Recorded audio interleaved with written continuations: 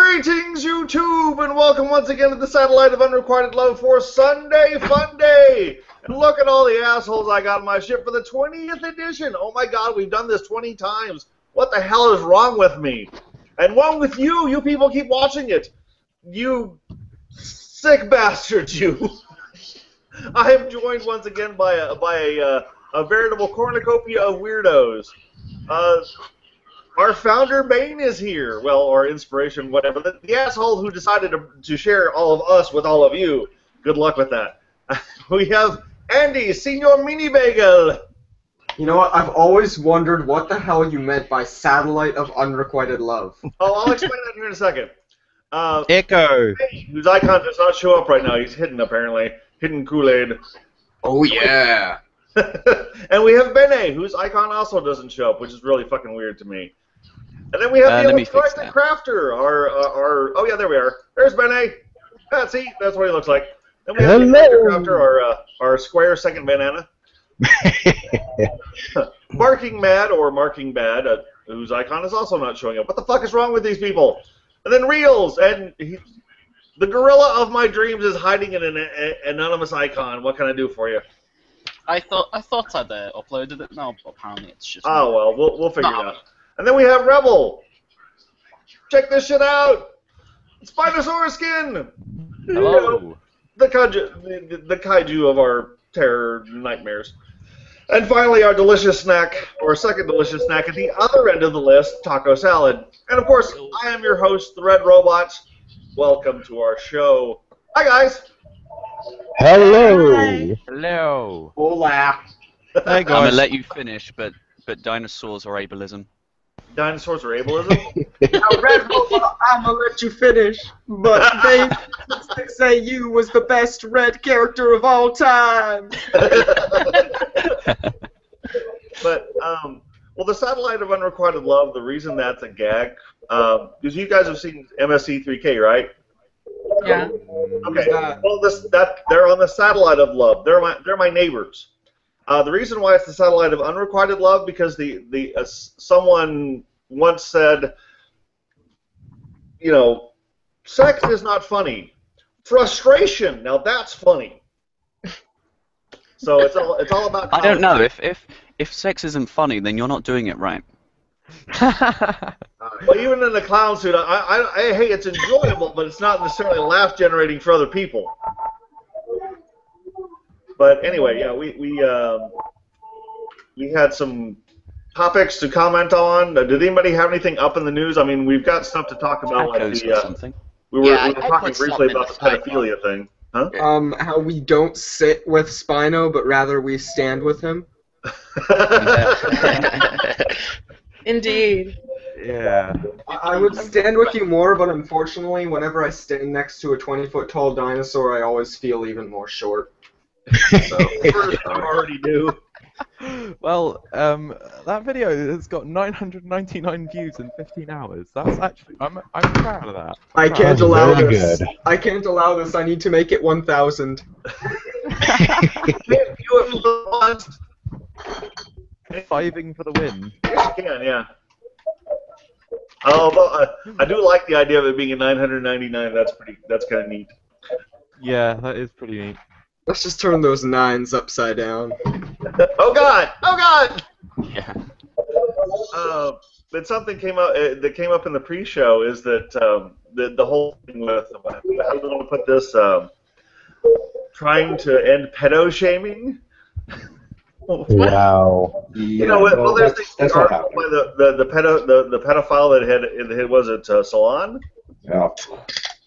And It was Salon and a few other outlets, I believe. The entire thing really started with Sarah Butts. Yeah, but it really you know did. what? It was straight after that. There is one real kind of pedo shaming, and that is that pedo is Spanish for fart. So if you're shaming someone for farting, you're pedo shaming. That is awful. I'm not making it up. Google it. Pedo is Spanish for fart. I don't want to. Does that mean that pedo is fart bear? And oh God! Sure. Yeah, I No, think but if you were to Google Spanish pedo, I think you'd get put on a list for that. Oh my God!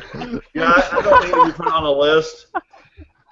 I can kind of see where they're coming from to some extent. I mean, don't get me wrong, you know, pedophiles are fucking vile, but I do think that they do need some help when it comes to their fucked up attitude. okay, But that being said, though, I Here's don't think that it should be treated as a normal thing. It is a fetish.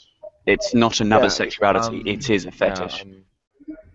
we're gonna have to see it as a mental illness, unfortunately. Do what? We're going to have to see something like that as a mental illness.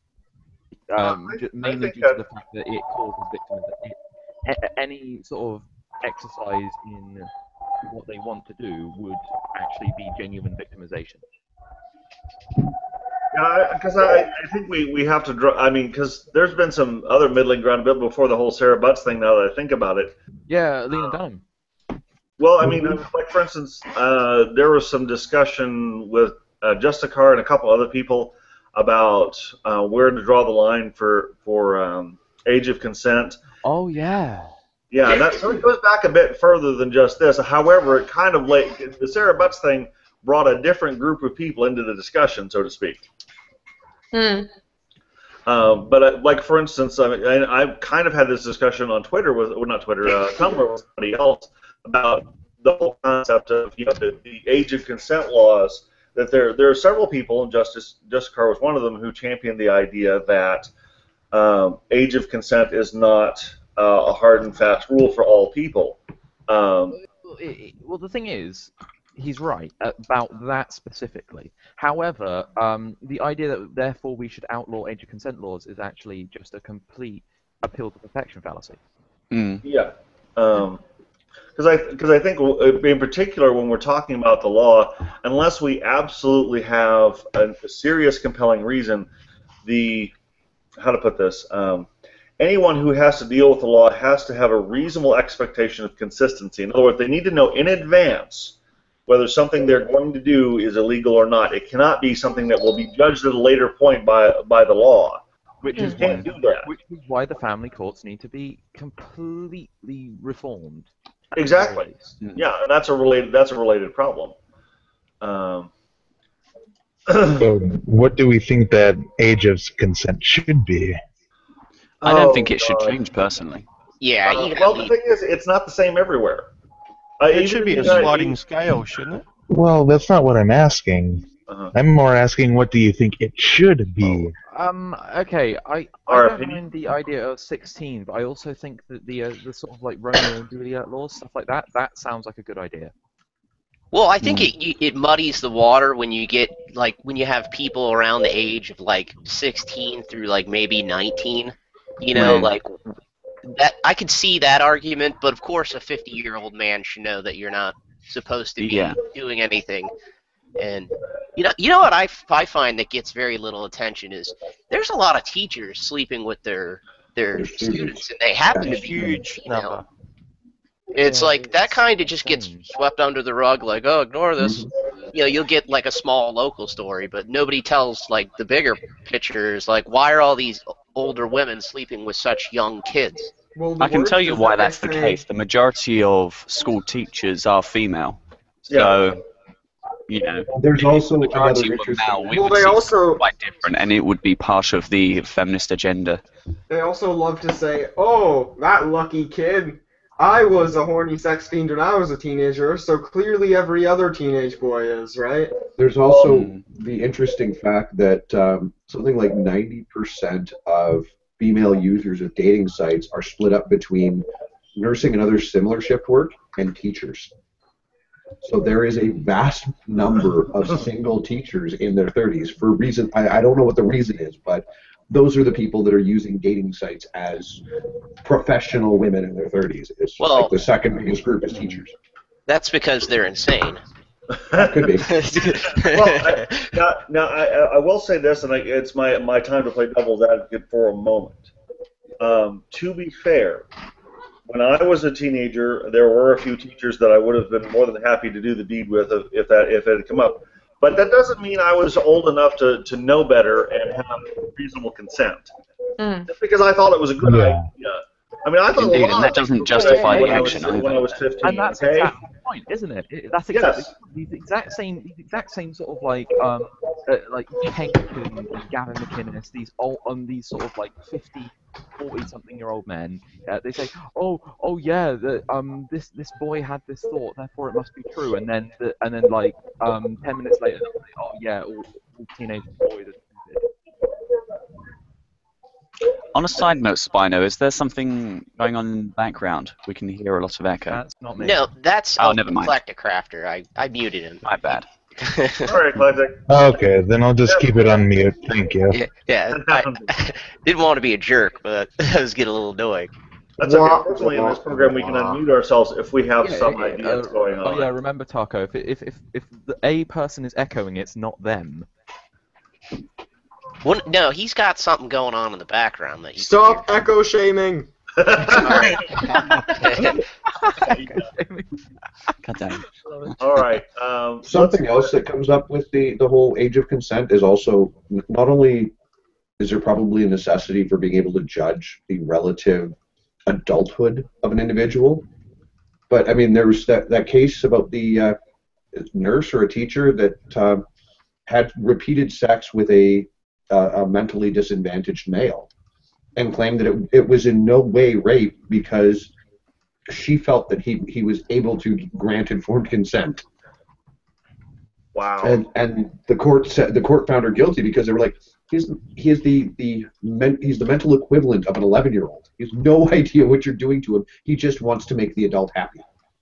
Yeah, that's definitely an exceptional case where we've got somebody with a mental deficiency. But I think overall, for the sake of legal clarity for the average person, there has to be a clear line to be drawn, even if it inconveniences some people who are more grown up than we think, and occasionally disadvantages someone who is less grown up than they should be. We can't. You also have to remember that according to some portions of feminism, anybody who's not a feminist is mentally disadvantaged. Well, yes, but that's something a little outside of. Well, what's the name of the law where it's the way that they do it is that you must be 18 or within like a certain number of years of the age of the other person? Yeah, like I said, Romeo and Juliet. Yeah, there you go. Basically, the idea that two teenagers can get it on, and they're not because they're equals. It's an exception to the rule, and I can kind of understand that because it's not a case of someone older or mature taking advantage of someone less so. That makes sense to me. Well, obviously, but at some point you really got to draw the line. Like, it is never okay at such and such point. And I also have a bit of an extension to this. There are certain countries in which an individual is not considered legally entitled to engage in certain adult behaviors, like drinking, for instance, throughout most of the U.S. and in parts of Canada. But you're expected to be able to sign up for selective service. You're allowed to vote. I mean, where's the trade-off there? Like, I'm allowed to sign up for military service if I want to, so I can theoretically complete my basic training and be sent somewhere and be shot at, but I can't blow off a little steam with a beer or two with the rest of my squad. That is a little silly. I do not get that one in particular. That has more to do with Mothers Against Drunk Driving. They went to the government, and it was essentially just a complete, appeal to emotion. If only we would change the drinking laws, drunk driving incidents where people are killed would stop. I mean, did it really stop? No. Didn't it actually increase after all the Mothers Against Drunk Driving? Because people were bootlegging. I mean, that's actually a massive part of what happened in Steubenville, was that there was this culture of bootlegging and underage partying that set the stage for horrible things to happen.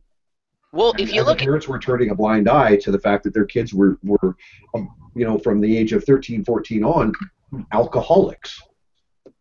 Well, if you look at it, like in the U.S., at least in my experience, it was easier to get weed than it was to get booze when we were in high school. So we all smoke weed.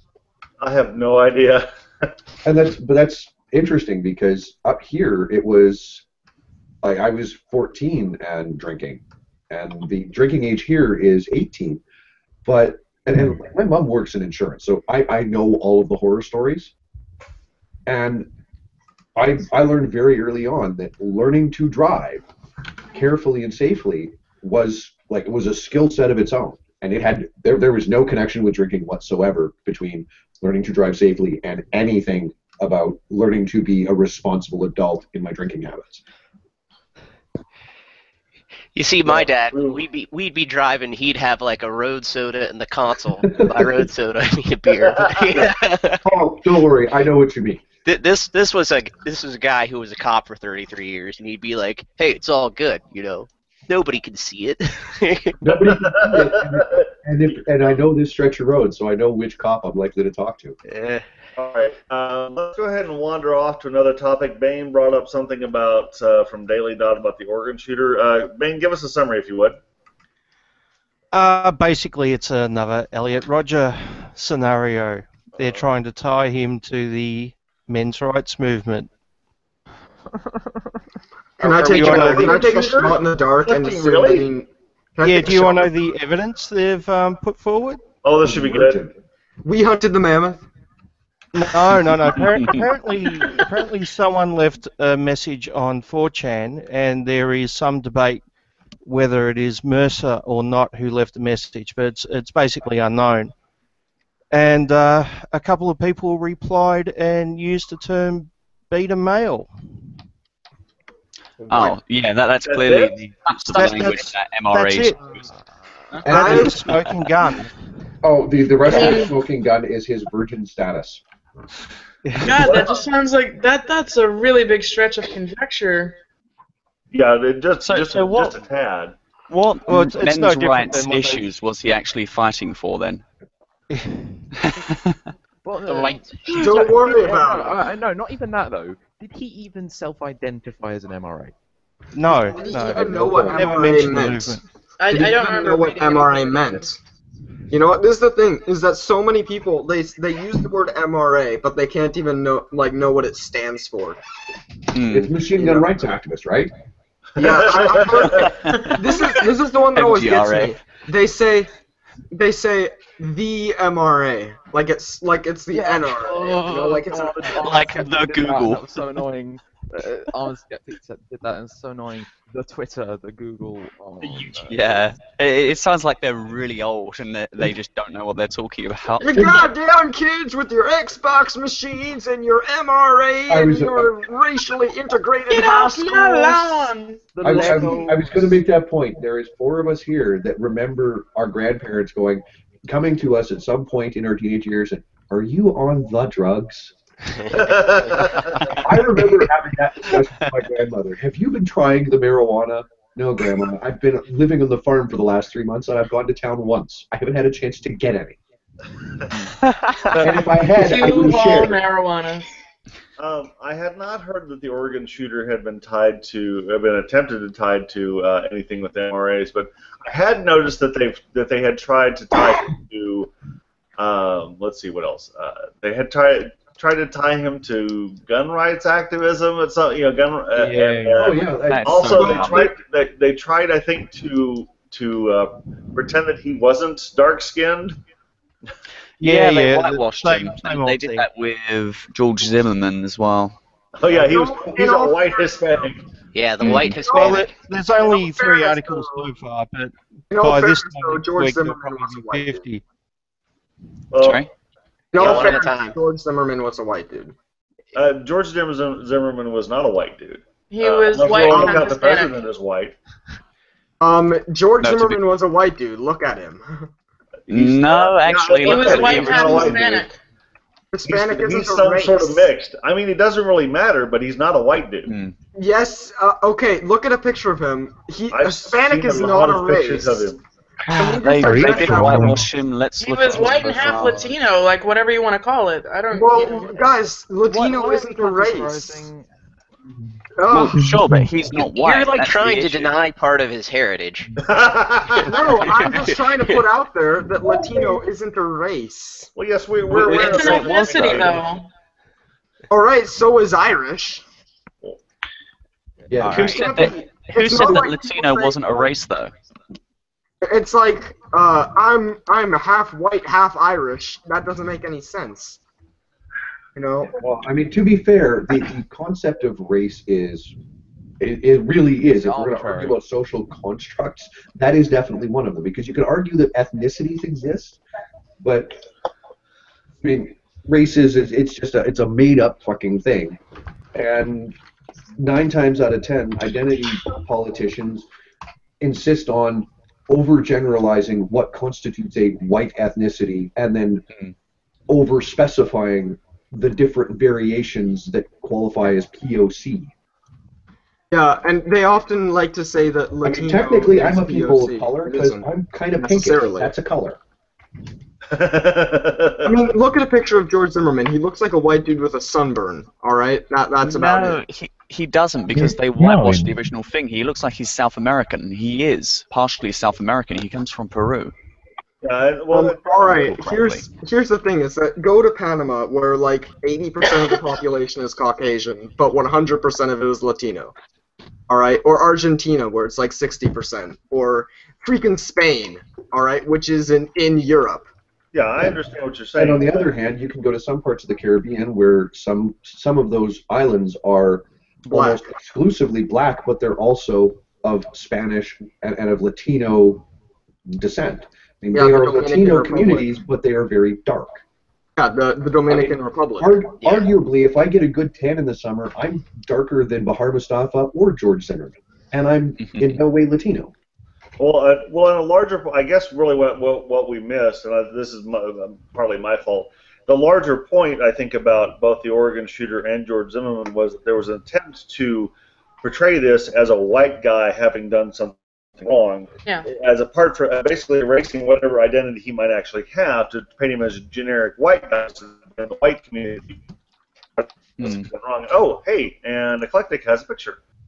What does the Oregon shooter look like? I think he's half. I'm not sure, but he is mixed. He looks mixed. But Eclectic has a picture of George, by the way, and he's pretty pale, but he also has some Hispanic what we associate with Hispanic facial features. But as Mini Bagel points out, that doesn't necessarily mean anything. Yeah. Hispanics aren't white, black, or brown. They can be any of them. I mean, if you look at, say, Brazil is largely a Portuguese-descended country, and people there are a combination of Asiatic, Caucasian, African, and Hispanic features. I mean, it's one of the most ethnically intermixed countries on the planet. Well, it's like saying that America is white or black or brown. It's not, and it's the same thing with Mexico or Puerto Rico or any of the other Latin countries. They're very diverse. They're probably all of the Americas are probably more ethnically diverse than any other location on Earth. Yeah, sure, I agree with that. The only issue I had with it was it looked like they whitewashed the pictures when they had it on CNN and that sort.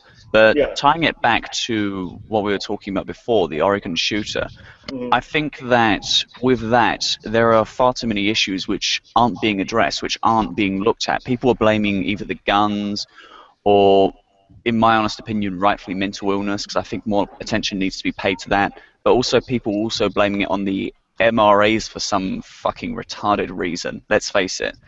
But I feel that with this, we have to look at the shooters. Most of these shooters are people who are essentially losers, who are the, how would you say, the lowest echelons of society, the sorts who are absolute nobodies. And I don't mean that as, offending.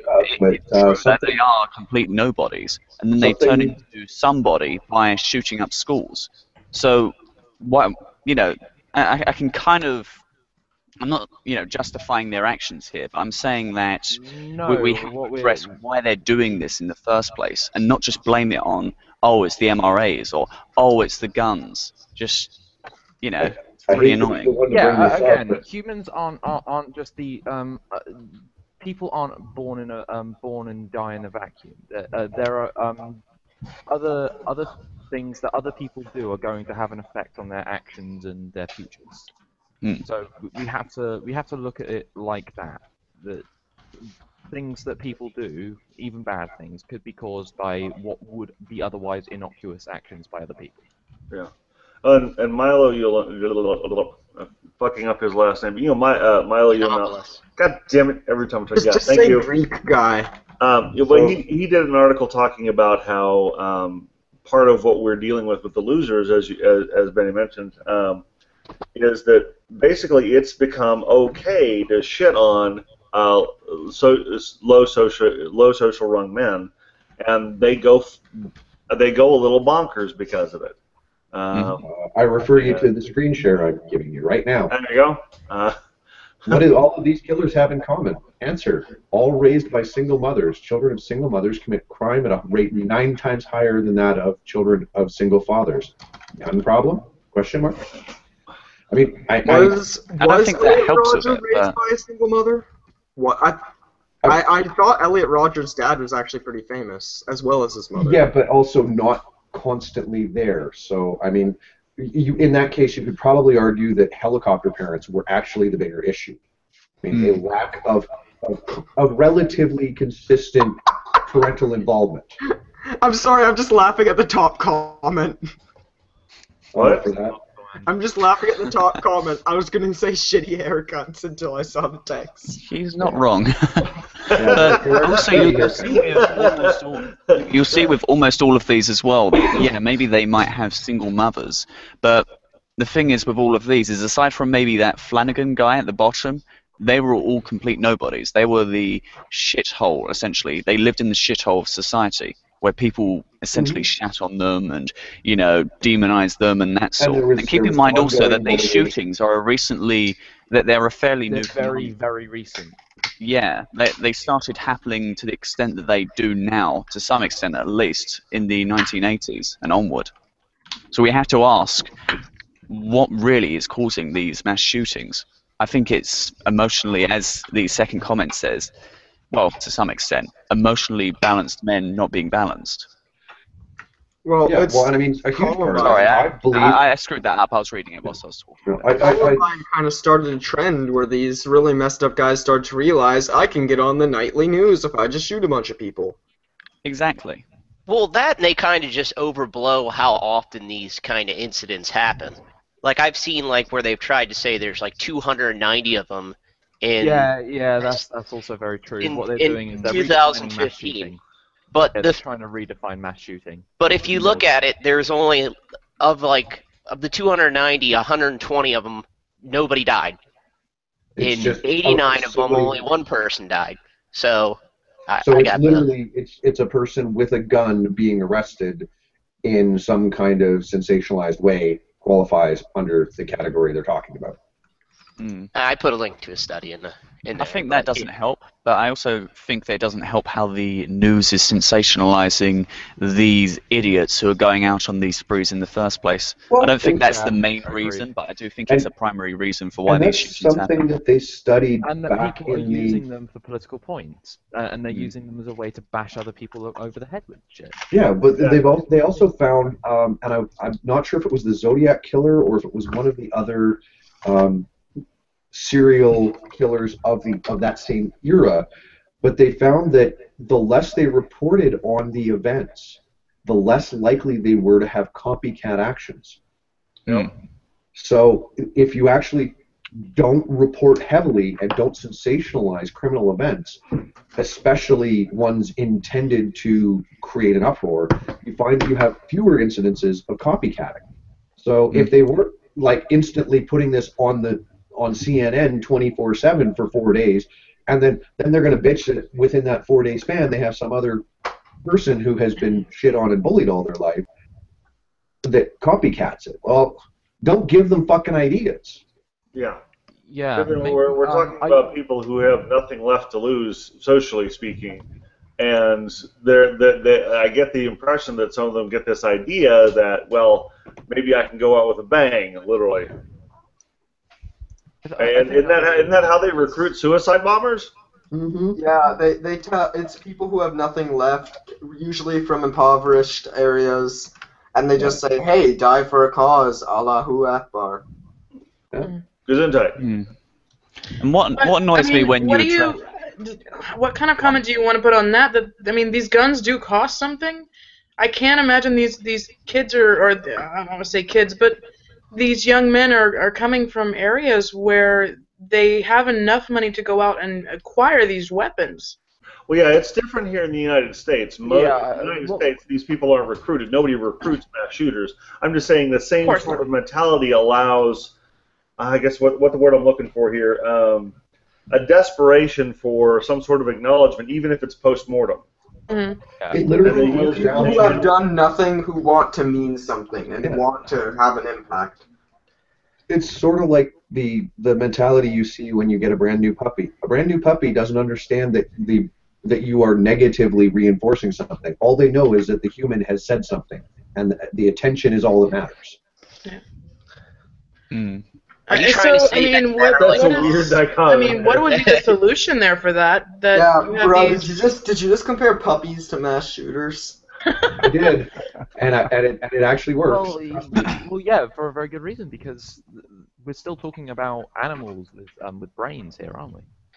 That's true. To some extent, we do have what I refer to as the fish brain, our instincts to we often rationalize our instinctive response to certain things, and that's just normal human behavior, unfortunately. And to be fair, human beings in general, excluding certain 4-ton dinosaurs, tend to be pack animals. Yeah. There are those amongst us who are in fact legitimately introverts, but generally speaking, human beings tend to be pack animals. We desire interaction and positive attention from our peers. And if you have individuals who have no peers, who are legitimately ostracized, eventually they begin to lash out. I mean, you see that with most types of dogs. Yeah, even the most introverted person. Even the most introverted person. Okay, wait. Okay, we'll let Bennehh go first. Elaborating on that, what really annoys me about that is when feminists will constantly say, "Oh, it's toxic masculinity." What if it isn't? What if these people just don't have their needs catered to when they really need it? What if no one is listening to them because no one really cares about them? Well, yeah, but hold on. Mini Bagel's up next. Shit, Bennehh just stole my words. I mean, never mind. Then Spino, go ahead. Wait. All right. Okay, go ahead. It's also that I saw a comic where it was the feminist says, a woman has just committed a mass shooting. Let's talk about mental illness. A man has just committed a mass shooting. Let's talk about toxic masculinity. But it's worse than that. It's a man commits a shooting, it's toxic masculinity. When a woman commits a shooting, a man made her do it, so it's still toxic masculinity. Bingo. Yeah, it's retarded, to be honest. It really is, and I don't like to use that word. That's how retarded it is. Well, and I'm trying to think of the best way to say this it's something I think we see. I came from a very, kind of small town relatively small town, and I know a lot of the young women are turned to sexual gratification in these times of being and being not having anything, having a way to give back to the community or having a plan for life. They turn to sexual promiscuity and as a way to get attention from others in their peer group. I mean, I'm thinking maybe this is just, and to have young men turning to aggression. Is anybody gonna? Yeah, I think you're onto something here. There is a solution to that. But are we really saying that a lot of young men are turning to aggression? It still doesn't change the fact these things happen very rarely. I mean, it's not something that happens. Yeah, this particular thing, yes, is very rare. But the impulse that she's talking about is not. I hate to be the one that brings up the Spider-Man 2 reboot with Jamie Foxx, but look at what happens when the nebbish social outcast develops power. Yeah. I mean, that movie was otherwise pretty terrible, but you see that exact role being played out. This guy that is constantly put upon, treated like shit, and then suddenly he has the capacity to get some kind of feedback, any kind of feedback. Yeah. Are we talking about the Amazing Spider-Man 2? Is that the one where Jamie Foxx turns into Electro? Yes. Yeah, that one. Yeah, we don't talk about I mean, that in our movie. society, it's not getting superpowers. It ends up being, being able to walk into a Walmart with, 6 months worth of allowance from your parents. Yeah, well, actually, to be fair, the vast majority of these people did not get guns in a legal fashion, but that doesn't really help. That doesn't solve the problem because you can do this with almost anything. I mean, stabbings happen elsewhere. It's just a matter of what weapon they can find, what means. I think that the larger problem, I suppose, we're dealing with is disaffected youths don't have an outlet because, to some extent, in a way, there's a sense of community and family that has let them down. Because Mark's point is not invalid, because we don't have the same family structure that we used to, and I think this affects children of both genders. But when we see the extreme examples, we don't typically have women, attacking things. Their outlet is very different. But go ahead. Although, can I just jump in? Violent crime with drunk women has been on the rise for the last 20 years. Yeah. That's true. Across the Western world. So. Well, I think that's because people are starting to realize that they can get away with it. And actually, not just this, but this is actually something that I think might actually be the case. Is that what's happening is that when it went with sort of women who are violent, what happens is that they will commit lots and lots of very small, minor violent crimes. And this is what we see in domestic violence: is that female abusers tend to just a lot of very small things constantly, but male abusers tend to let it bottle up because they are told not to, and most men won't attack someone. They won't attack someone unless they have to. Yeah. But then there is a certain kind of person who has that urge to hurt people. And that's going to bottle up, and then it's going to explode. So maybe what's happening is the women with this kind of tendency aren't necessarily outletting it in the same extreme fashion. And this is just off the top of my head. There may also be something to the hunter versus gatherer dynamic. This is just entirely off the top of my head, but it's quite possible that women's a small bite that they would gather resources. Has become an actual good opportunity and then make a big effect. Maybe that's just a thought off the top of my head. Okay, Red. You're gonna have to redo that. 1/9 of that, dude. You turned into an actual robot for a second. I did? Yeah, you want to Transformers on us. It was really cool. Okay, I wasn't the only one. Exterminate. Yeah, we got to hear that. All right, Rebel has to go. So, bye. Everybody say bye, Rebel. Bye. Bye, Rebel. Bye. See you later. Bye, Rebel Media. Bye. Bye, guys. Have fun. Bye-bye.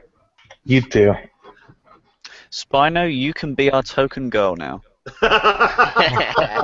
Oh, that is mean. Well, no. Think about it. There's Wow, a scientific basis for that. Girl was an insult. Wow. Okay, and I'm trying to find the link for you, Eclectic. It was something that went by on Twitter yesterday or it was the day before.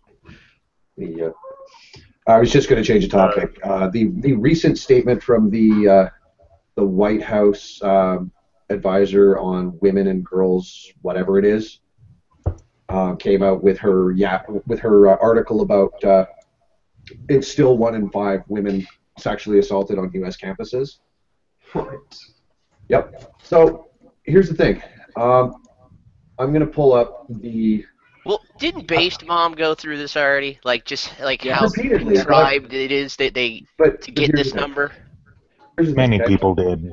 So that is a fairly recent government set of numbers on how many people are actually entering post-secondary education. And it's in fall of 2013, female students made up 56% of total undergraduate enrollment and 9.8 million. Okay, so 1 in 5 of 9.8 million is what, 2.4 some million? Or 2.6 million. 2.6 million women are going to be sexually assaulted on university campuses. Are you out of your fucking minds? I'm sorry. Why in the fuck is the U.S. anywhere else militarily? If that is the case, that far exceeds the rape rate in South Africa right now. Well, sure, you can get that number if you just stretch what rape means to mean fucking anything, you know? But that's the thing. That's more than 100,000 times what the murder rate is. Yeah, I mean, I'm not buying that.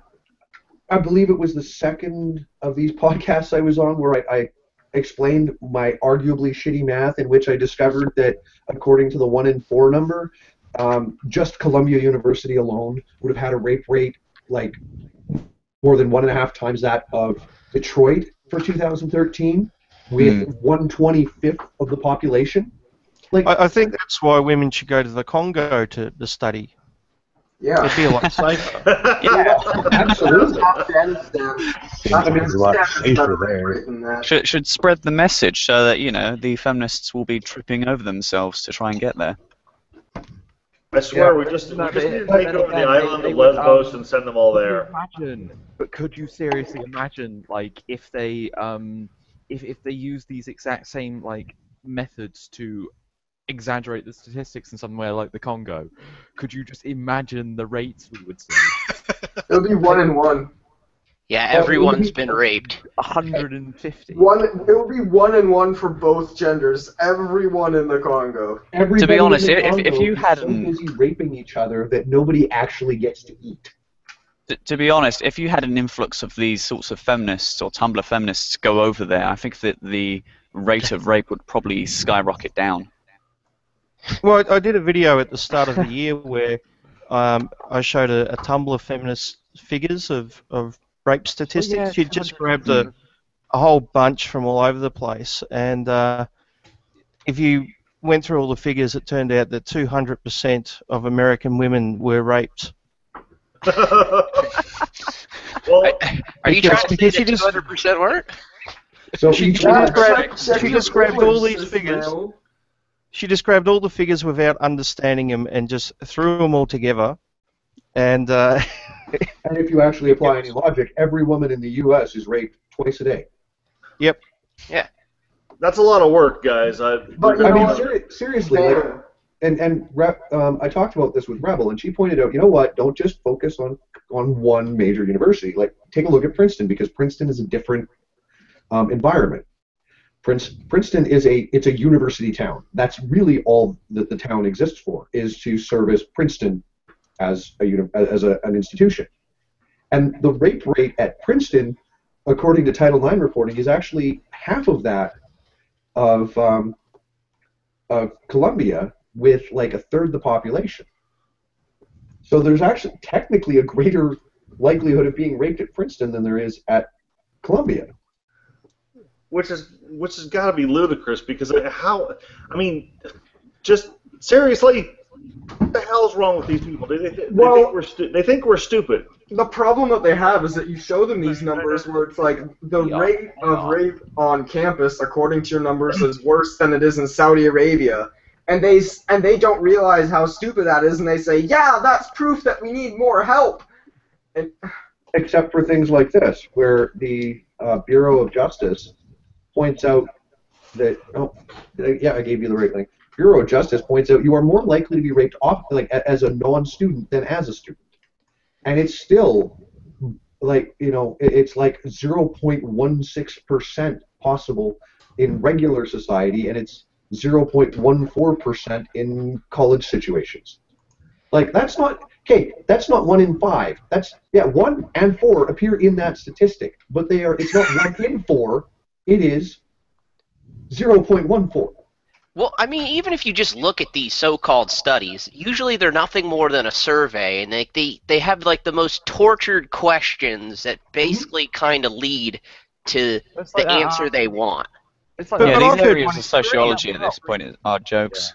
Yeah, it's like I've heard 1 in 3. Rape one. No, it's it's the 1 in 3 men would force a woman to have sex against their will if he thought he could get away with it. But the actual question was, would you force a woman to do something against her will? Something, not have sex, just something. And like, it was like force her to pick up the check? Yeah, and it was a 100-point scale, or 0 not likely, and 100 will definitely. And they chose just the just like the 0 to 10. That was what they considered no, and the rest was what they considered yes. Yep. Yeah. Why use a sliding scale like that? Just ask the question straight up, yes or no. Like, why are they using a sliding scale? That makes absolutely no fucking sense. It's because then they can count 1 as yes. That's exactly. That was the game all along, was to try and basically torture the numbers until they said the word that they wanted. They were going to waterboard those fucking numbers, goddammit. At this point, to be honest, I think that we need, and I hate this sort of mentality, to be honest, but I really do think that we need a list of these idiots who conduct these studies, and we need to shun them, to be honest. You know, I wouldn't be Because ashamed of at that. this point, it's getting tiring just going through all of these studies, and you're supposed to know how to conduct a study, figure but out you've what- done this and you've done that, and Figure out not what all new studies way are to like track that, a of course, lie. but it's so fucking annoying at this point. Oh, not all studies are like that. I just like that nasal because I mean, when you prove them wrong, the instant reaction is to become salty. Yeah. That's the reaction I actually really like when you take someone's source and then you point out, oh, by the way, in this source that you presented, men are actually twice as likely to be victims of this, and then they're like, and they pretend it doesn't exist. Who did the one study where like they played like Halo 3 online and like that there is all this misogyny and it's like, well, it turns out there really wasn't much of anything to be said about it. Like it was just a normal day on Xbox Live. It's like people do pull that apart pretty quickly. You know what the worst ones are? When they do the study and they find the research, but then they make a conclusion that contradicts the research. Yeah. Those are good. Or you can tell in some cases that they, started with the conclusion in the first place. Then they just work backwards. Yeah, exactly. I mean, for example, with the UN report, which wasn't really a study, but you could tell that they came up to their conclusion before they went out and did the research, because you had all of these empty citations in the sources, and you had the local disk drive and that. And to go back to Bain's comment about it, he's seen it as 1 in 3. I mean, that's the number I consistently see reported from Australia, is that 1 in 3 women will be a victim of sexual assault, 1 in 3 victim will be a victim of domestic violence, 1 in 3 women experiences like active aggressive misogyny daily, 1 in 3 women doesn't have the check picked up for her on a date. Who the fuck knows? But it's always 1 in 3 women in Australia. It's like, why would women go outside in Australia? If the second they step out, one in 3 of them is going to get a rock to the skull. And I have to say this, but and I'm no fan of Bernard Chapin, but he's very right here. Feminists will say 1 in 5 women are raped to scare them from to make them afraid of going outside, and they'll say 1 in 4 women are victims of domestic violence to make them afraid of staying at home. Oh God. I mean, the broken clock strikes twice a day. I'm not into conspiracy theories, but if I didn't know better, I'd say that their entire objective is to try and make as many women lesbians as humanly possible by making them absolutely terrified and hating men. But I think they just need to justify their movement, to be honest. They would never admit the fact that the rate of domestic violence in lesbian relationships is almost twice as high as it is for relationships between gay men, but they'd never admit that. Yeah, relationships between gay men are actually at its low, the lowest. No, but they'll say something like, it's appropriating toxic masculinity or something. Because no, their favorite is that they love to say that gay men are appropriating strong black women. What? I like the way that Sargon put it. He's That like, is this great. is a list of countries where it's illegal to be gay, and it's like the entire Middle East and North Africa. And these are the ones where it's illegal to be a black woman, and it's none of them. He's like, well, we can see who's oppressed here.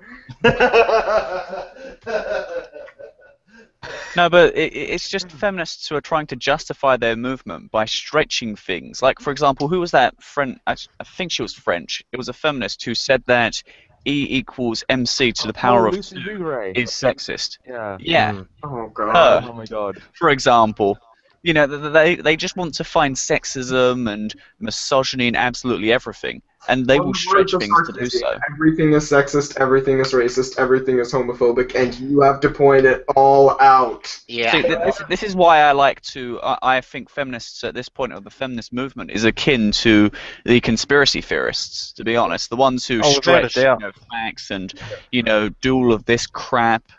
Just Benny, that's not true. They're not a movement. I'm really disappointed with MTV in giving these women children like platforms to speak on. Well, and by the way, speaking about the whole real reason that happens, because yeah, I'm with you on that. The term that we probably need to start using again is defining deviancy upwards. Basically, the minimum standard of behavior keeps getting ratcheted upwards so that more and more things become offensive. At this point, though, you've got who the hell was it who said it? It was Anita Sarkeesian and Lacey Green, who basically said everything is horrible. Basically, everything is wrong, That was the quote. So there's no end to our mandate. That was the quote that I said. Everything is sexist, everything is racist, everything is homophobic, and you have to point it all out by any means. And then the quote from Lacey Green is everything is problematic. Yeah, everything's problematic.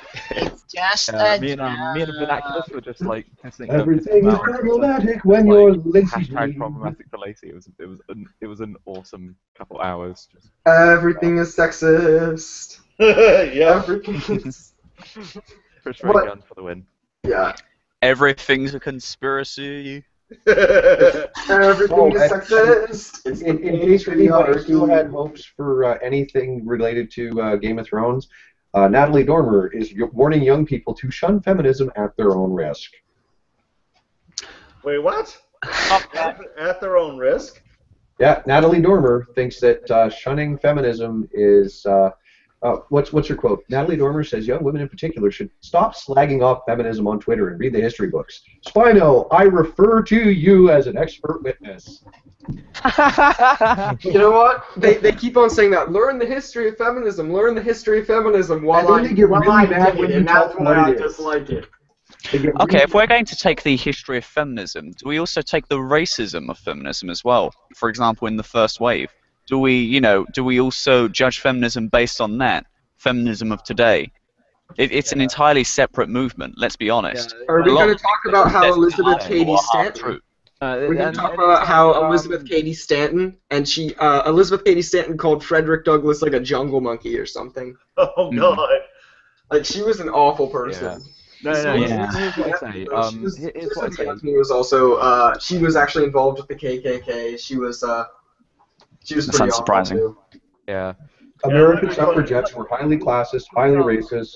British suffragettes were terrorists. I mean, one popped out of the bushes in front of the Prime Minister's home and fired a hatchet at him, and instead hit the Irish Prime Minister. And Richard, let's go. Angry. This is the perfect moment for Angry to pop in and go, you bitch! They missed by a country! That's what that Mick gets. And Marking, let's not forget about Andrew Dworkin as well, who shot Andy Warhol. No, that was Valerie Solana. I always get the two mixed up because they're Andrew, so extreme. But that brings me to another point. Is feminists will frequently say learn the history books or read the history books and then learn what actually happened. And then when you point out that Valerie Solanas wrote the Scum Manifesto and Andrea Dworkin wrote a book in which she said that she wanted to see a man trussed up with a high heel stuffed in his mouth like a pig with an apple, or Catherine Comans said a man can learn things from his from a false rape accusation, and there was another one that I had an argument with where Marilyn French, a man is a rapist and that's all he is. Well, she wrote a book drawn from her own personal experiences in dealing with her daughter's experience as a rape victim, and they're like, oh, but that doesn't matter because those are all satire. Those are like, no. I don't care. You can claim those are satire. You can claim those are non-autobiographical. I don't care. The fact that those things are being said indicates a mindset. And by the way, also elaborating on that, if that's satire, then what about places like 4chan or 8chan, for example, which scream satire when they're talking? Not all of them, but a lot of them.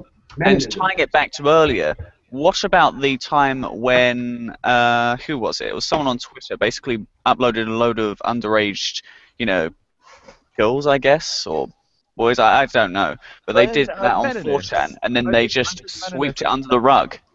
No, I think this is the best. No, they will say, oh, Valerie Solanas and Andrew Dworkin, no, they were all satire, but then Meninists know that they're totally real. Okay, you know what? They want to say that they're extremists. Let's take one from arguably the most famous feminist of the second wave, Gloria Steinem. All right, this is a quote from Gloria Steinem's. That women are biologically inferior to men is a myth. In fact, an equally good case can be made for the reverse. Women live longer than men, even when men are not subject to business pressures. Women survived the Nazi concentration camps better, kept cooler heads. Men's hunting activities are forever pointed as tribal proof of superiority, but when he was hunting, women built houses, tilled the fields, developed animal husbandry, and perfected language. Men, being all alone in the bush, often developed into a creature as strong as women, fleet of foot, but not as bright. Which is kind of retarded, to be honest, because if we are to play into this pathetic game of who is smarter, man or woman, the thing is with that is men tend to occupy the lowest rungs of that, but they also occupy the highest on average, whereas women tend to fall in the middle. I love how he says that men are as strong as women. Oh, what else do I know? And don't forget that it was during the second wave that, and I want to say it's attributable to Valerie Solanas, but it may not be. There was the claim was advanced that the Y chromosome was a truncated and degraded version of the X chromosome. Well, clearly it is. Yeah. I love the radical sort of the radical supremacists who try and use the try and talk about the Y chromosome as if it's like it makes men superior or inferior. It's hilarious. You'll hear the same thing from like the sort of eugenicists as well. There was a guy, Neo Unplugged. I don't know where he is. I think he's like gone now. Nah, he has a new channel now. Oh, does he? Well, yeah, he was trying to make this argument that women's nature is like it will never change and it's completely the same because the Y chromosome evolves faster or something. Therefore, women are inherently evil. Oh, Jesus Christ. Yeah. Someone's gonna quote mine that from you, Spino. Yeah, no, I would agree. You know, the big cows get into that same kind of insanity. It will be in the Descent of Manosphere. Quote mine from me. I'm surprised you haven't already featured in that, to be honest. Yeah, I'm surprised that she's only wrote about me on her blog once, where she took something that I said insanely out of context.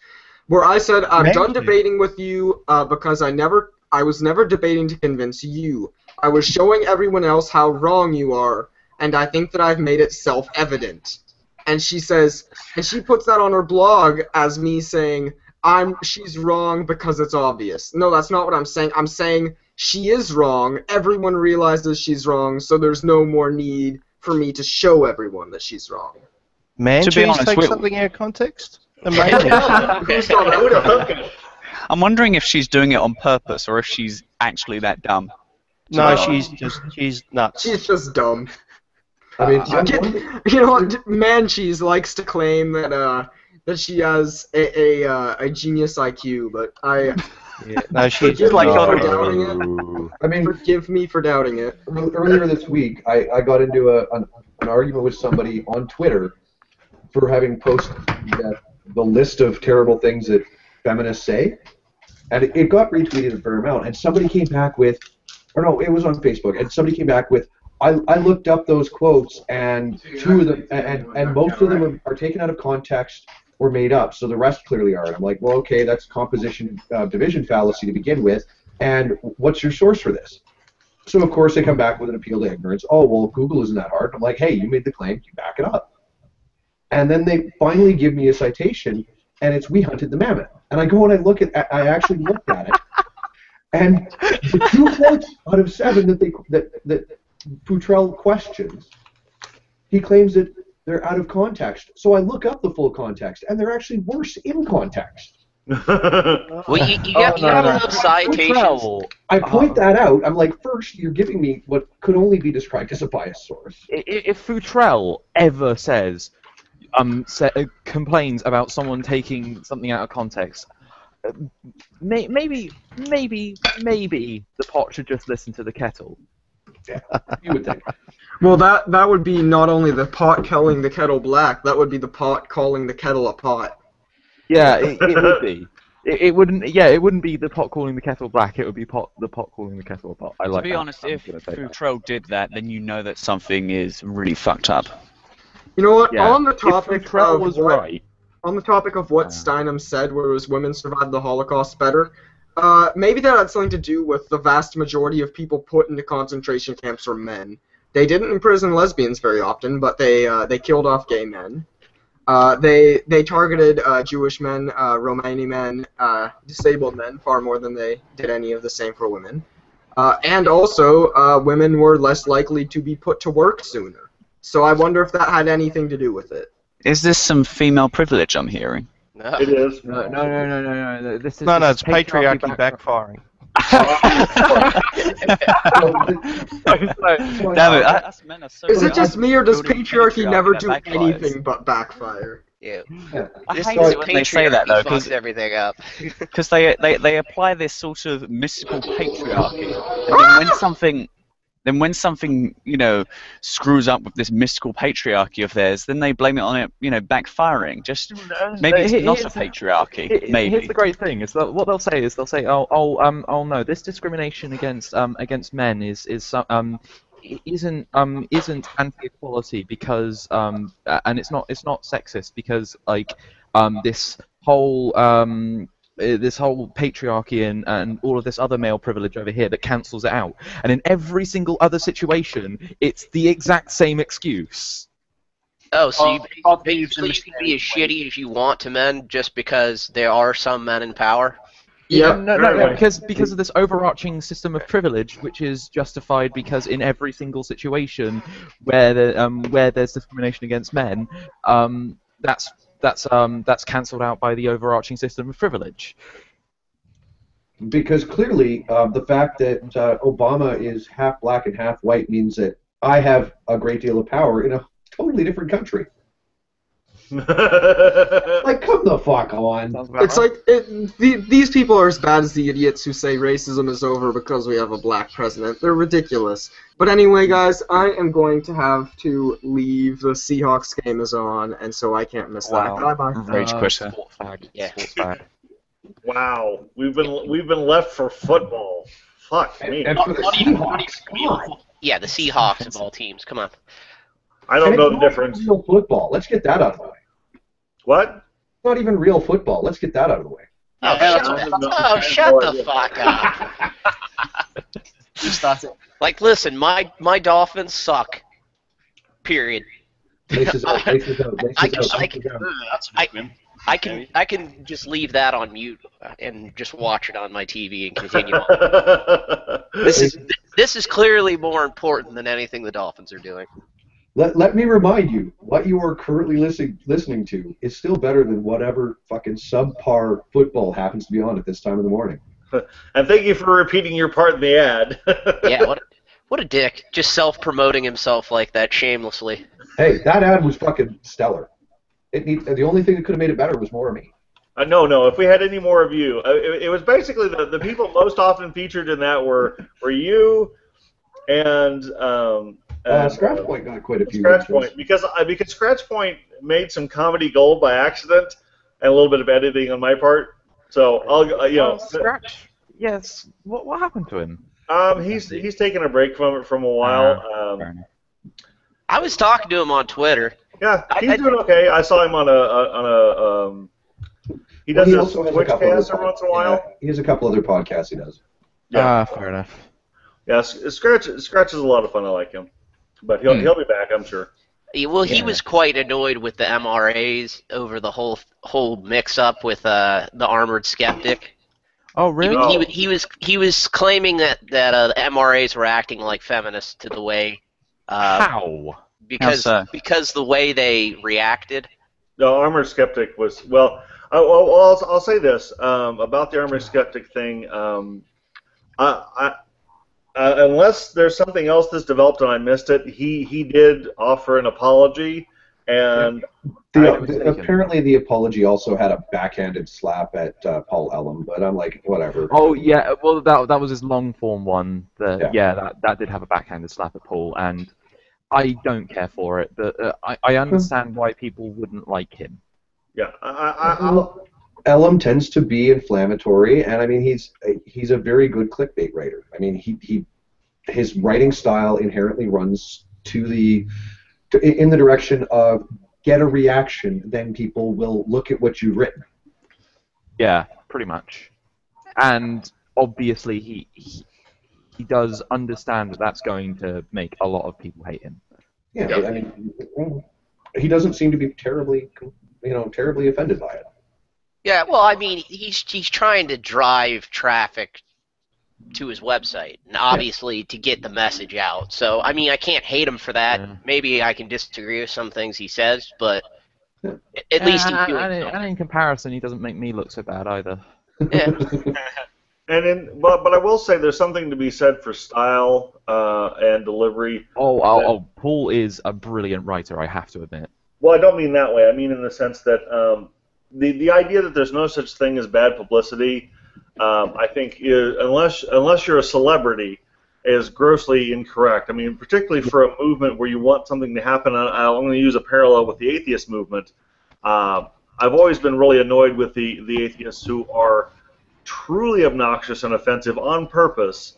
So I'm like, look, folks, you're doing more damage to the movement than is necessary, because we're already a fringe movement. Don't make it any worse.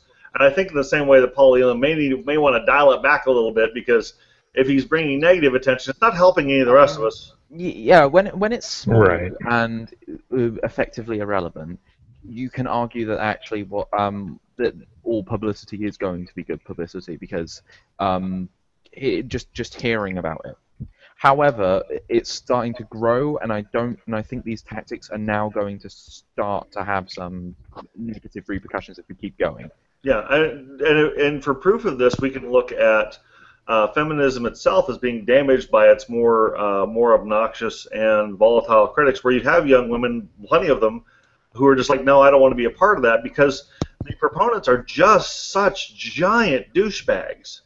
Yeah, and no, you got two groups. You got the giant douchebags, and then you just got a couple of sort of teenagers who don't have a clue what they're talking about. And the occasional rare gem who are reasonable people, who are just caught up with, but they get drowned out because they're up to their eyeballs and assholes. Because I mean, some feminists I'm okay with, even if I don't agree with their overall gains. I mean, they're at least not trying deliberately to tear down the opposition, so to speak. I don't want to always point it out. So many of them are like extreme, like in their political views as well. Like Zenistrad just came out as an anarchist. Yeah, but these people don't even understand what anarchy is. That's like one of the most misunderstood words I've ever fucking heard. You'll see people that are so-called anarchists, but then they believe in like all expansive government to stamp out anything they don't like. That's not how anarchy works. Yeah. He's an anarcho-socialist. Wait, what? Yeah, Anarchy, feminism. Yeah, that's like, It's not much libertarian socialist rants. No. This is that guy. Who invited Chris? Fuck you. Right. But every time I join a hangout on this Wi-Fi, it's fine for about 5 minutes, and then everybody goes robot voice. So if I just run away, it will be due to that, all right? Oh, that's just red hacking our computers. Yeah. The robot conspiracy is getting the better of you. Tips in for Fedora. It is the feminist. I need to actually make one of those. I need to buy some tinfoil and make a tinfoil fedora. Funnily enough, my girlfriend actually wanted to make one of those for me. Well, if it's the robot conspiracy, it's a stainless steel fedora.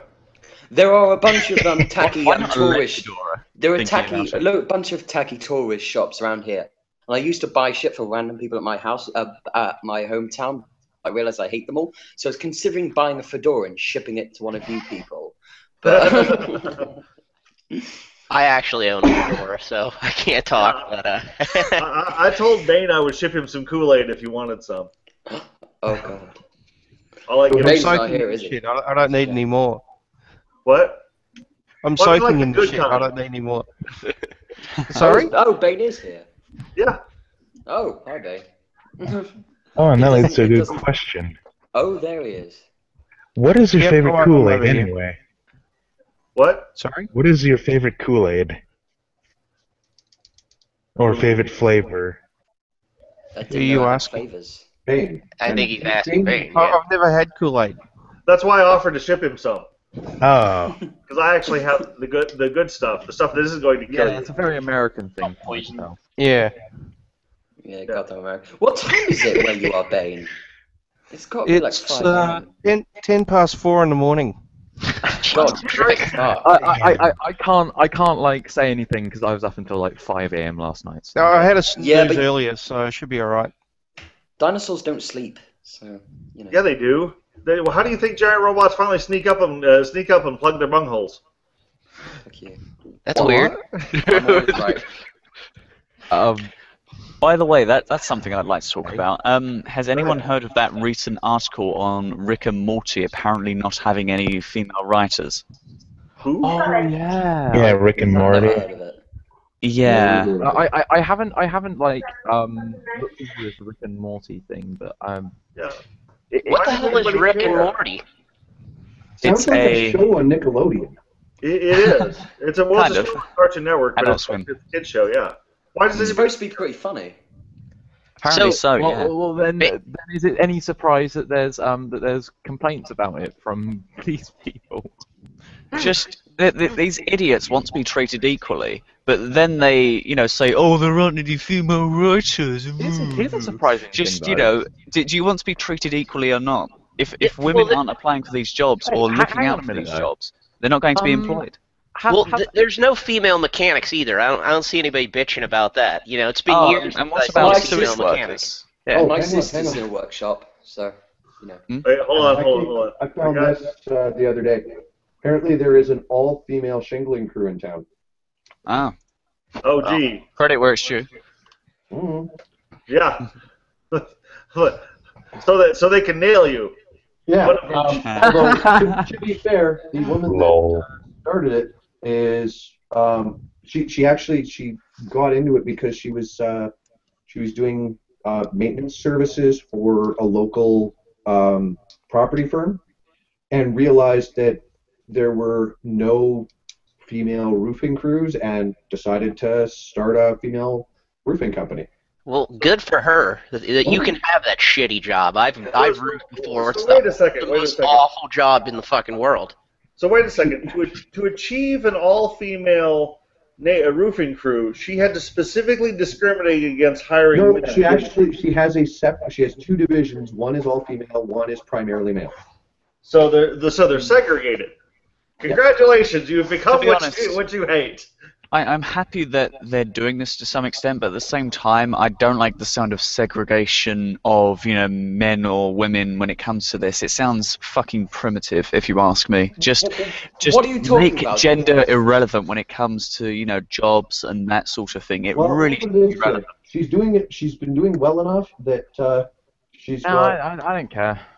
She's got a Gen 3 Hummer done up primarily in pink. Gross. Whatever floats your boat.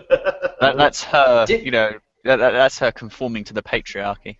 Pink belt. Didn't you listen? Didn't you listen to the feminists? Segregation in classrooms is great. Why not segregate the workplace? Come on. Oh, and Nick Sarkeesian said that there is some truth to, segregation in classrooms apparently being, beneficial to people, racially segregated even. That's Yeah, what I was literally referencing. advocated for Hang segregation. on, let me give her plug. The founder of Pink Belts Roofing Company, an all-female roofing and construction business, has more than 23 years' experience proving it. She's also on track to do at least $1 million in revenue this year, and it's only her third year in operation. So the female group that she has working for her has a total of 23 years combined experience, I guess. So let me ask this question: Are people using her service because they really do have superior quality, or are they using their service so that they can be like, oh look, we hired the all-female crew to come do our roof, But then again, customer reviews it's include not phrases. necessarily a bad thing. Even if it is some kind of irrelevant factor. Well, isn't that just kind of like people, going along with the gynocentrism? Well, no, because we. Isn't that essentially objectification in a way? I mean, Isn't that because, objectification again, though? Because you're essentially seeing irrelevant women gimmicks just are, because they're women. based on the way she's dressed, she certainly acknowledges that she's a fit woman. She also offers contractor mediation, in which if a contractor doesn't do an adequate job or what have you, she will fix it and then pursue the contractor separately. Are you gonna show us? Oh yeah, you had a picture, so yeah, hold on. Oh. Oh, she's bad looking. Damn it. Okay. All right. That's pretty funny. One of the customer reviews was, "Pink Belt saved me hundreds, if not thousands, and for that I'm very thankful. And so nice to see a local company with such pride in their work and going the extra mile for customer service." She manages Roof Surgeon, which is all male employees, and Pink Belts, which is all females. I mean, don't get me wrong. I could care less as long as they're doing a good job and offering a good product. I'm just hinting more at, like, are they really offering the best product, or are people just buying into it because, well, is there some old guy sitting on his lawn in a lawn chair staring up at the oogling at them? To be honest, do they offer an extra service? No, you got to go to the local massage parlor for that. I don't care about this, to be honest, because if it was an all-male, work team and it was enforced like that, then there would be an uproar. But all-female, that's all okay.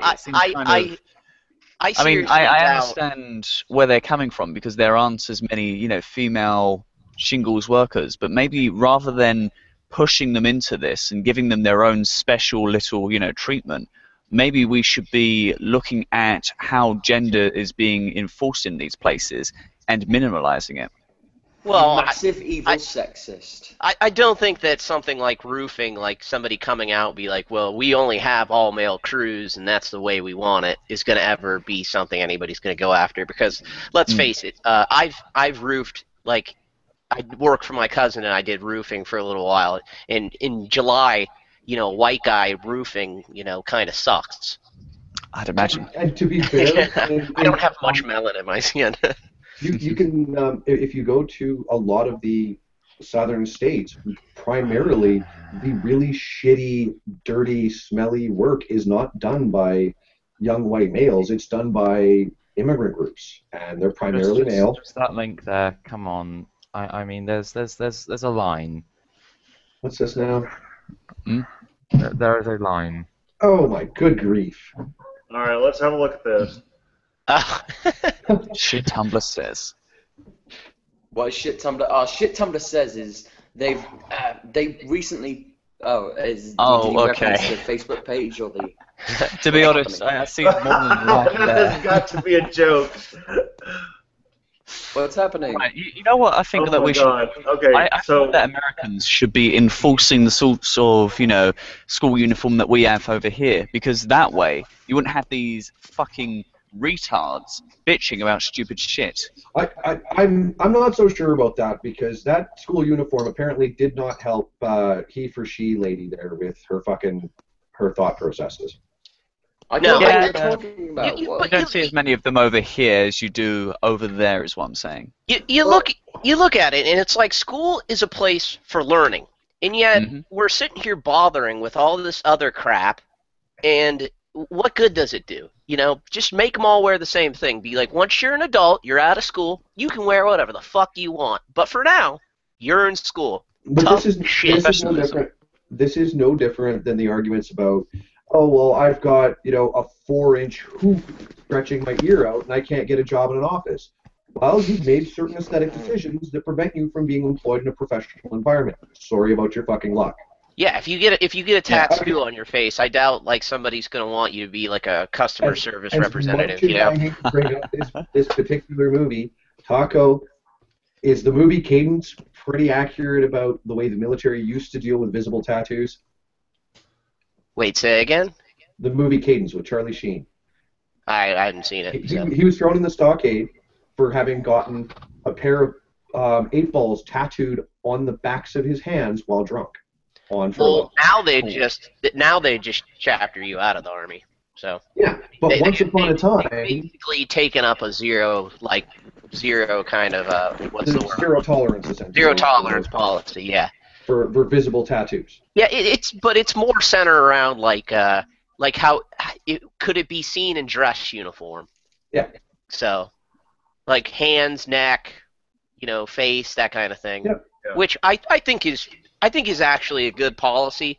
Just because you don't want some fucking dumb Joe to go get a tattoo like on his fucking neck, and then he gets out of the army and he can't get a job because he's got like a fucking cross fucking rifles tattooed on the side of his neck, or his like unit fucking crest. It's like, you fucking dumb shit. Be like, you got to make better decisions than that. And unfortunately, the army tends to make people do dumb shit like get married to people that you shouldn't be getting married to just to get out of the barracks.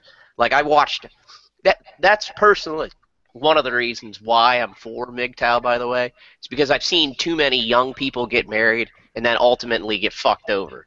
So yeah, well, and I mean, there's also and I haven't found a study backing it yet, but I've seen comments go by about women that are on active naval deployment going out of their way to get pregnant to then be allowed out of active deployment. Oh, no, there's no doubt. There were females within my units that deployment came around. Oh, all of a sudden she's pregnant. Like, it happens. To say it doesn't happen is just ignoring like the reality of things. But I wouldn't put that so generally, but it does happen. Let's just put it that way. I'm exercising my shitlord privilege by smoking a stogie. Yeah, well, that cigar looks like a penis, so... Yeah. That's okay. It's a big promoting a Patreon. Marx used to look at putting things that look like penises in his mouth over and over again. No. Well, I'm smoking by adding some extra oil to my intake, so... Yeah, that'll happen. Did we ever get back around to talking about Shives and his idiocy of wanting to go back to Atheism Plus? Better question. Steve Shives is the laughing stock of the fucking internet. Just before we move on to that, though, it's very telling how these idiots who are bitching about the dress code are, they're bitching about the dress code rather than the, scores of the United States schools generally remaining stagnant or going down. It's very telling that they're bitching about such a small issue. Hey, we're only spending like 150% more on education since the 70s. What's the problem? Of course, we can't touch that. Yeah, you're spending 3 times more than then. Notice how you can't criticize, the education, industry either. Like, you will never see more people come defend teachers if you launch any kind of criticism at them. Yeah, the thing is that it's just people are throwing money at the problem, and that's not how it's going to be solved. Nope. Yeah. Throwing the correct amount of money with the correct amount of changes might help. Well, they've grown bureaucracy, that's for sure. I mean, if they wanted to employ to do nothing other than navigate the bureaucracy they've created, then they've accomplished in that. Oh, I think that's a big issue, but I don't think it's the only issue with that. I think another one is Common Core, of course, and also how they're just constantly throwing money at the problem rather than actually looking at the problem in the first place. And in America, don't you have like one teacher for every 60 students or some shit? No, it's much less than that. Maybe in colleges, like general courses, but not. I don't know why I saw it then. It was some fucking absurd statistic. Usually, most schools in Canada have usually got one teacher and one teacher's assistant for between 28 and 35 students, as far as the last numbers I saw, which is still fairly high. I mean, most studies show that once you get beyond like 1 in 15 to 1 in 18 teacher-to-student ratio, you start seeing noticeable drop in student performance and retention. If I was put into a room with 28 little kids, I would pull out a machete and just start shit. That's on Ramble forever. Quotes for our podcast. All right. Let's talk about Steve Shives. Well, wait. As much as I let's would talk about Steve Shives. Guys, as much as I would love to talk about Steve Shives, he deserves a larger segment, and we are almost literally out of time. So let's you're sum up. faster than Steve Shives is still a fucking idiot. So, Okay, that's a good place let's do this. Since we're reaching our closing time, I would, of course, as always, like to come around with some recommendations for the audience, something interesting. I think last time we did TV shows or movies. Since the Halloween is coming up, we've got that, so that's a theme. Let's do this. Anyone have a favorite scary movie? Or did I do that last time? No. Does Alien count as a scary movie? Hell yes. I would think that's more of an action movie. Well, no, Aliens is the action movie. Okay, tell you what. Let's go, as my usual, unfair and arbitrary fashion. Bane, you go first. It's 4:25 in the morning here, so can I go last so I can think of one? All right, fine. Taco, you're up. Oh wow, I'm not ready either. I'm not big into scary movies. I don't know. Maybe the original like Halloween. Okay, fair enough. Spino, what you got? I have nothing. I don't watch scary movies, to be honest. I always spring this on people, and it's lots of fun. I like to watch you all be uncomfortable. So I don't watch them. Okay. I gain nothing from them. All right, Reels, you're up. I quite like the Saw franchise, even though it does get a little bit shitty in some of the later ones. But the original trilogy, I think, is pretty damn good. Well, such a purist. Fair enough. Mark, what you got? Technically also qualifies as a comedy movie, Monster Squad. Okay, fair enough. Effin, what you got? I'm going with my original suggestion of Alien. Alien? It's a psychological thriller. All right. God damn it, we're brain went. Eclectic, you're up. Probably Jaws. Okay. Any of the Jaws movies. Pretty good. Any of them? What, the third one? Well, they are still horrifying in their own way. Bennehh, what's up? I would say Sinister, but don't watch it. It's fucked up. It's fucked up? Sinister. Okay. Bane, it's finally you again. Alien, off the top of my head. Alien again? So it is one of my all-time favourite movies. So. What about Feminist Frequency? That's. kind of. I was thinking of maybe a documentary on Jonestown. There we go. That would be kind of scary. Yeah. You've got full again. And I'll give my recommendation. I think every other year we watch this one. Dog Soldiers. Oh, I fucking love that film. That's a fantastic movie. It's great. And Is that the one where like the werewolf kicks in the window and flips everybody off?